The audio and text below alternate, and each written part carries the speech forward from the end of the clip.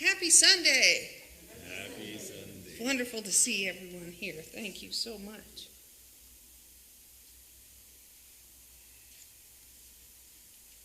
And I want to say I'm so grateful for Wendy for taking that next step, listening to that inspiration, and being willing to add to what she is doing and in service to Unity of Las Cruces so much. Thank you very much, Wendy. We love to be with you on your path. I invite you to relax, feet on the floor, back against the chair, close your eyes, take a deep breath in, and exhale.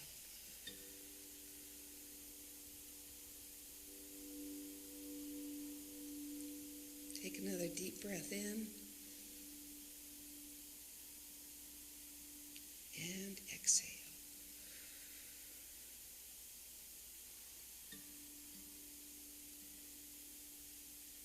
Calming your mind, setting aside the busyness of earlier in the day, being present right here, right now. You're supported. You're safe. Be at ease. If there's any place in your body that feels tension, breathe love into that area. Send it love. Relax.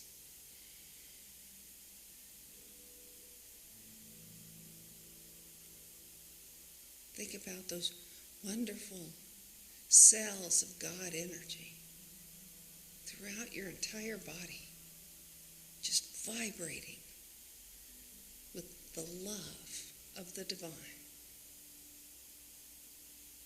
Joyfully excited to be its best possible little cell for your best experience for your physical body.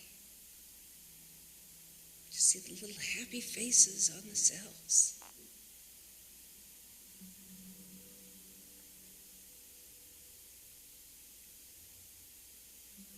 Circulating through your bloodstream, in your tissues, your muscles, bones,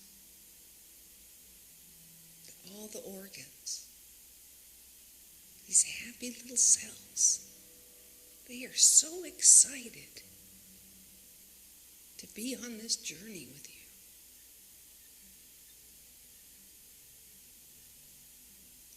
Sending each and every one of them gratitude and love, and sharing in their joy and happiness. Breathe into that joy and happiness of your healthy, happy cells.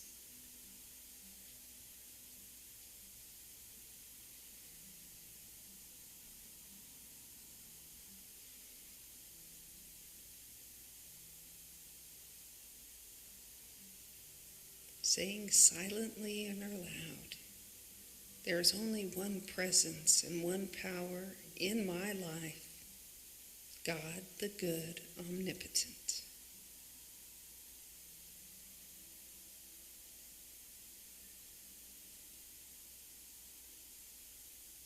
Bring your awareness inward.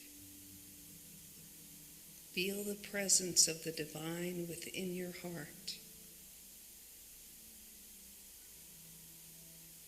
Affirm to yourself, I am a unique expression of God.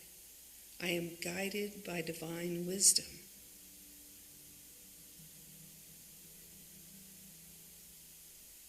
I am a unique expression of God. I am guided by divine wisdom.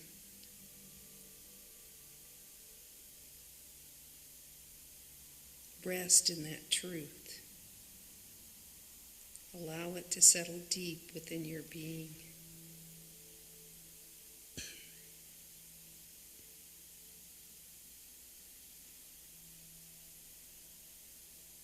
In your vision, see a gentle light in your heart, radiant, calm, and wise. This is the light of your Christ nature, your inner guide.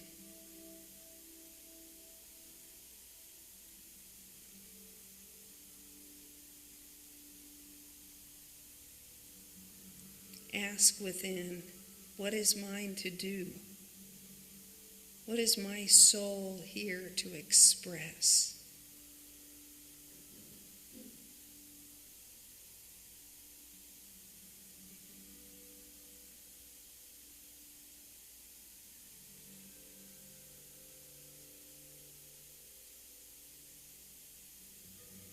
Allow the question to open space in your heart.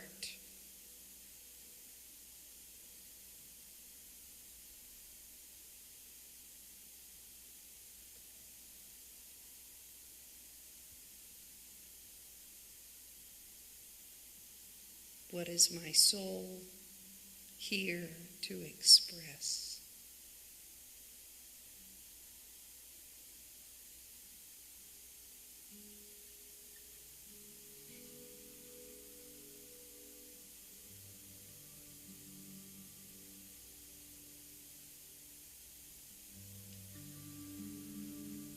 Any words or images or feelings that arise,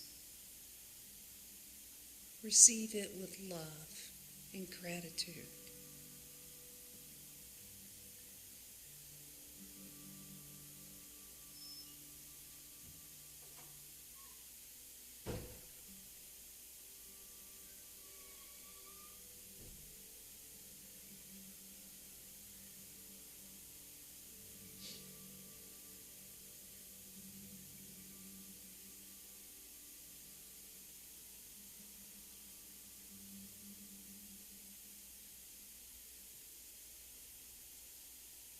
Silently affirm, I trust the guidance of Spirit within me. My soul's purpose is unfolding with ease and clarity. Know that even if the way is not fully revealed, you are always being led in the right direction. Divine timing and divine order are at work. My soul's purpose is unfolding with ease and clarity.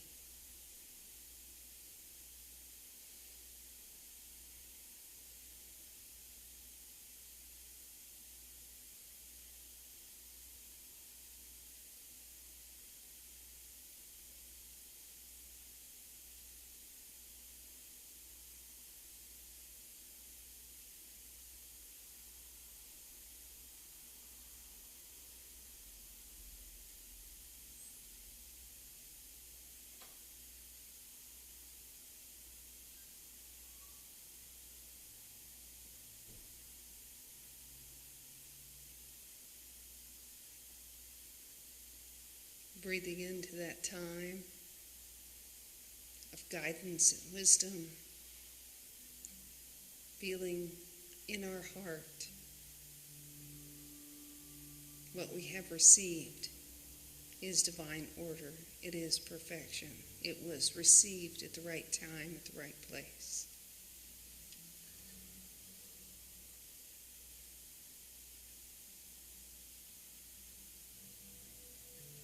Bringing our awareness back into the space, being comfortable where we're sitting, joyful for the experience that we have.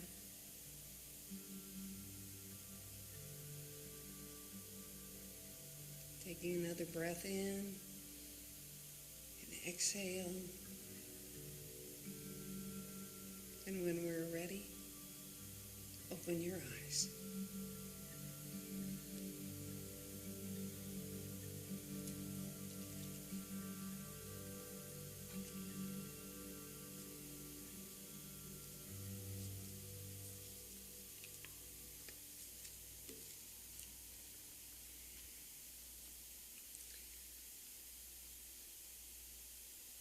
This is our third Sunday of Lent.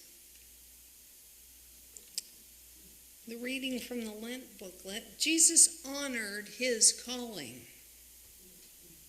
One of the reasons people sometimes hesitate to ask for divine guidance is because they fear what they might be called to do. It could overturn their comfortable lives. Yet many of us have stories of first resisting an idea that turned out to be exactly right for our spiritual path. As we explore the story of Jesus praying in the Garden of Gethsemane on the night of his arrest, we hear him asking for guidance. From Matthew 26, verse 39, "My Father, if it is possible, let this cup pass from me. Yet not what I want, but what you want." In the first part of the prayer, Jesus expressed reluctance by asking whether this was really his to do. It was an understandable response to an unthinkable situation. Maybe he wouldn't have to go through with it, what he saw coming. Yet in the same sentence, he immediately released any doubts or questionings and moved into surrender. "Yet not what I want, but what you want." In Matthew, Jesus repeated this prayer 3 times. In Luke's version, Jesus was so distraught that his sweat became like great drops of blood falling on the ground. An angel appeared to give him strength. Jesus knew that under the oppressive Roman regime occupying Judea, his teachings seemed radical and were easily misunderstood. While his primary teaching was to love one another, it was interpreted by the authorities as rabble-rousing or blasphemy. Despite the danger, Jesus, a few days earlier, had ridden into Jerusalem on a donkey, with his followers shouting hosannas and waving palm fronds. At the same time, on the other side of town, the Judean governor Pontius Pilate was entering Jerusalem in a military procession with a pageantry fit for an empire whose leader called himself the Son of God. Jesus didn't change his message. This was the week he overturned tables in the temple. In John, it was the week he raised Lazarus from the dead. He didn't hesitate to draw attention, teaching, attracting crowds, performing miracles, and letting the chips fall where they may. Jesus was carrying out what we can clearly see as his soul's purpose. But he didn't get to skip any of the human steps, and neither do we. Living a spiritual life does not exempt us from difficult experiences, including those that are unfair and painful. Jesus might have understood the spiritual reasons behind adversity more clearly than many of us in our most trying times. But we can trust the spiritual reasons exist. We see in Jesus' experience that none of us get to avoid human hardships, even when we know our oneness with the divine. There was no God in the sky willing Jesus into crucifixion. His reference to what you want meant the sole plan worked out for his life, the dangerous mission he had accepted on earth, his calling to live and teach in this place and time. His example for us is to accept our divine callings and place them out to the very end, play them out to the very end, trusting that our impact will be larger than ourselves. Accept our divine callings and play them out to the very end, trusting that our impact will be larger than ourselves.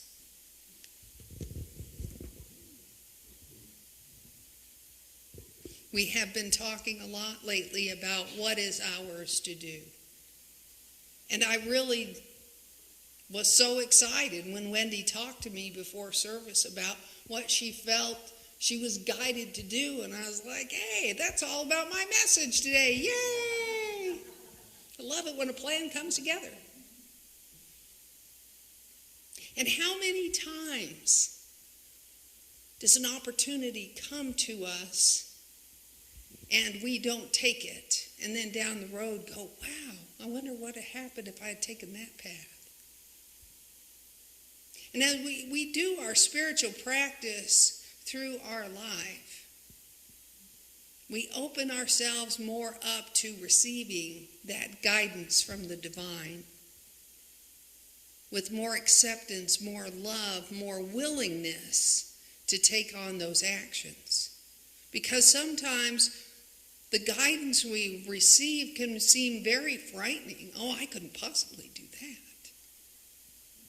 Who am I to think I could be a minister at a church? When it first came to me one afternoon, and someone affirmed it. I was like, oh my goodness. My family didn't even have a church life when I was growing up. Who am I? But I recognize now that I am in the right place at the right time. I also recognize now, when I was a little girl, I wanted to be a teacher. I'm being a teacher. Thank you for the opportunity. Because I'm not telling y'all anything you don't know already. I'm just reminding you of your innate wisdom. When we are open to receive it, gives us everything we need to know. Gives us all the tools. But there are a lot of tools. There's affirmations, and there's prayer, and there's readings, and there's classes you can take, and there's the 5 principles, there's our 12 powers, and I can't go through that list every time I have an issue to deal with in my life. But when I have my little notebook, I can then go through it, go into my meditation, find out what is mine to do. And sure enough, I will get information about understanding or zeal, one of the 12 powers. I will be guided maybe to read a certain book in my library. Not necessarily the page and paragraph, but I plop it open, and by golly, that's what I needed to read. As we're open to it, and that's the big secret. Being open to knowing, trusting, that this divine power works through each and every one of us. And when we are in our prayer and meditation, we connect more deeply with our soul and get that sense of what our soul's purpose is. I believe sometimes people are taken early in life because they fulfill their soul's purpose. Obviously, I have not done mine yet, or completed it maybe. And I'm having a great time, so I don't want to leave anyway. I feel like I don't remember some of my past life experiences, but I don't think I had it as going together as I do this one. I feel like I've really kind of started to nail this down just a little bit. There's much, much, much to learn and know and experience and get. And there's also challenges. And the challenges show up so that we can see and reach out more for that other power we didn't know we had within us. These challenges show up to give us the opportunity to practice, and maybe practice with a tool we hadn't used before because it wasn't needed. If you've got one of those, what are those screws called that have the little plus on them? Phillips, thank you very much. Okay, so in your toolbox, you don't have a Phillips head screwdriver. Well, I guess you could use a hammer. I'm sure most construction and some other men I've had in my life would just cringe. But I've also used a butter knife. Butter knives work well as well. All right? So we're working with the tools we've got in our toolbox. And some tools can be used just for certain specific things, and some are multi-tools.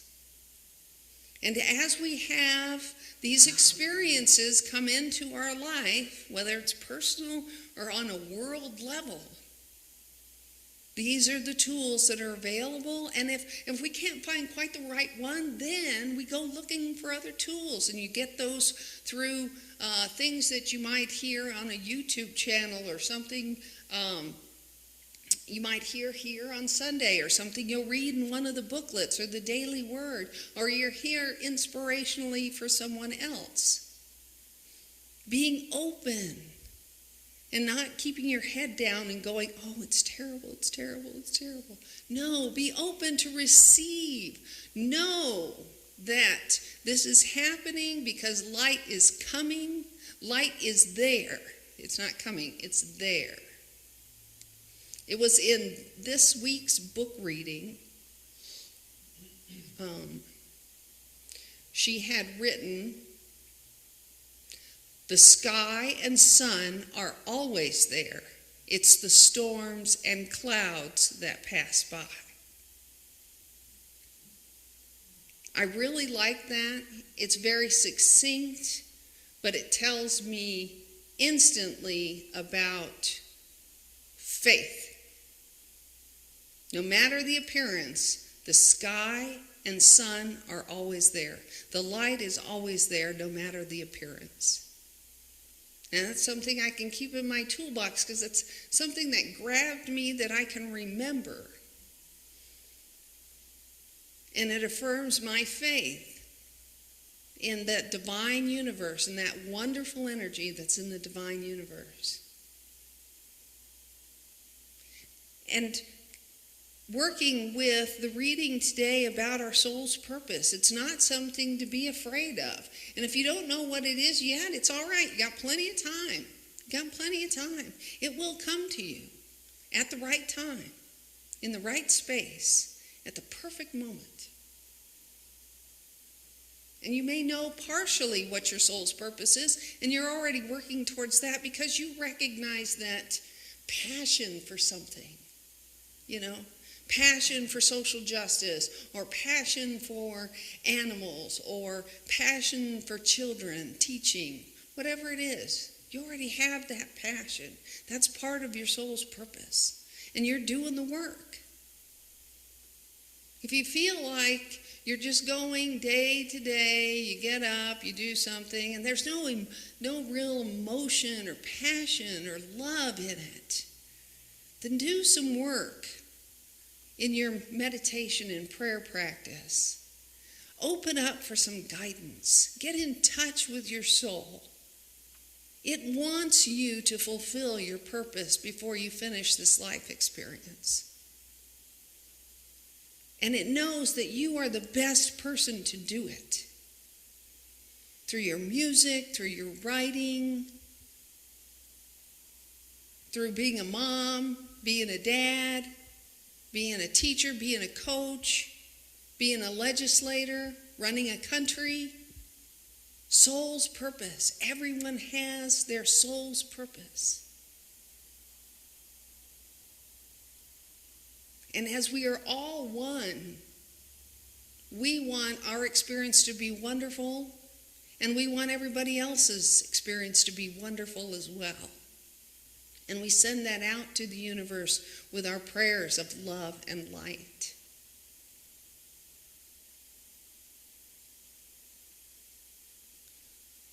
When I stand and I am taking the energy from the room on Sunday, I know that this is part of my soul's purpose. And when I get messages from like Wendy, I feel that energy. I hope you don't mind me using your example. I feel that energy that's building within her. And to see it come about and grow stronger as she walks her path. It's a wonderful thing.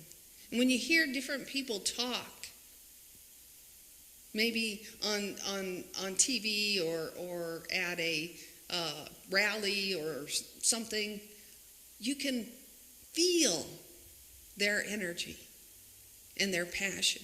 And you know that that is part of what their soul's purpose is. And they are stepping into it, okay, and embracing it. So I invite you to work with a little practice. I got this from something years ago, that you put in front of you, when you get that guidance, what your soul's purpose is, and you see that image of what you are expressing your soul's purpose. And if you feel a little out of touch with it, just kind of see it in front of you and then step into it. And soak it in. Soak in that energy.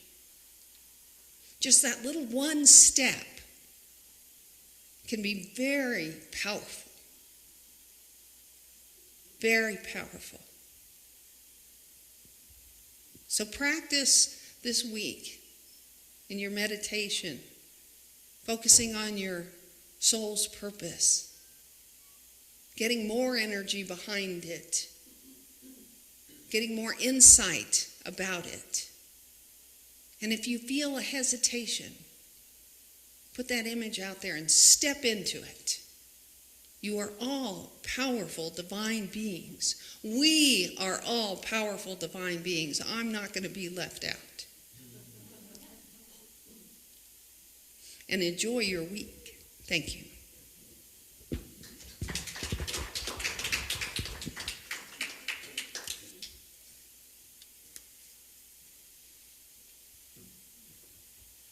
Prayer for protection? Are we? No, the offering.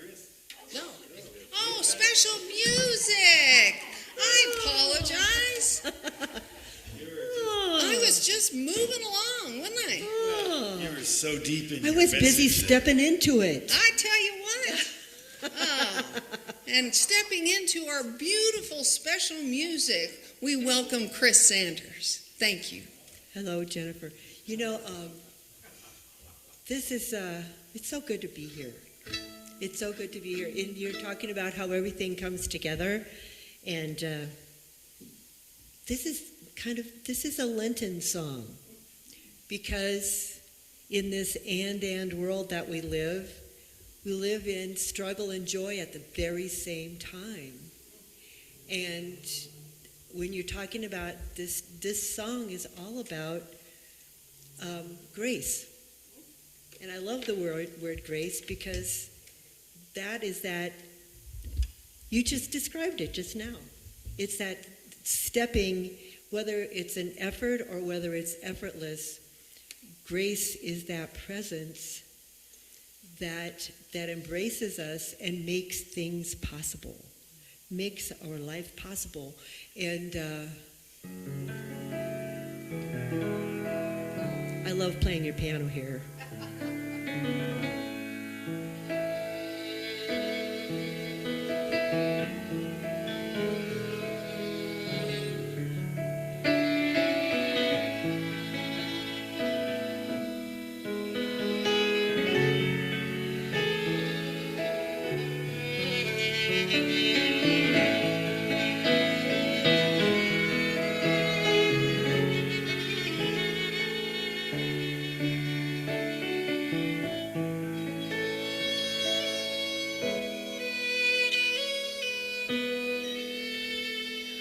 Wait for the early morning light, the mountain of worries to climb, a burden so heavy I find, a slave who is shackled to his bride.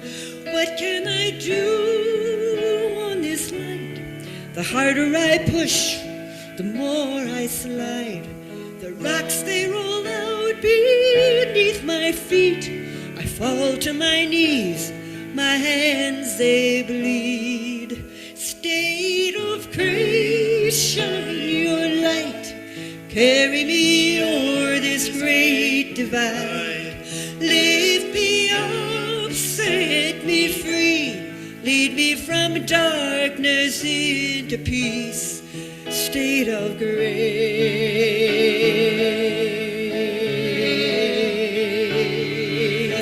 But stumble I do and carry on. These depths I tread, I hear your voice. What kind of prayer this night I seek? Lead me from darkness into peace. State of grace, shine your light.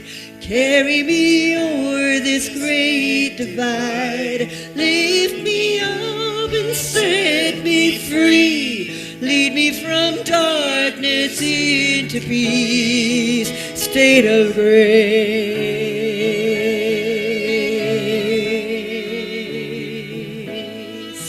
Shine a light. Shine a light. I'm lost and cold and lonely. If only there were an end to this dread. Look not behind, look not ahead.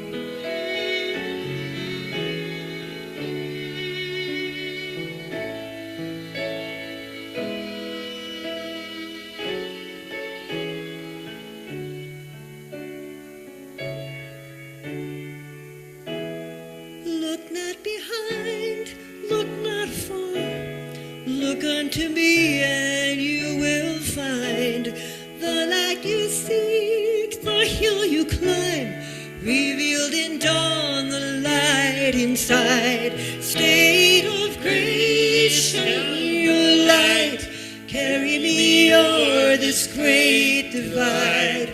Lift me up and set me free. Lead me from darkness into peace. State of grace, shine your light. Carry me o'er this great divide. Lift me up and set me free. Lead me from darkness into peace. State of grace. State of grace.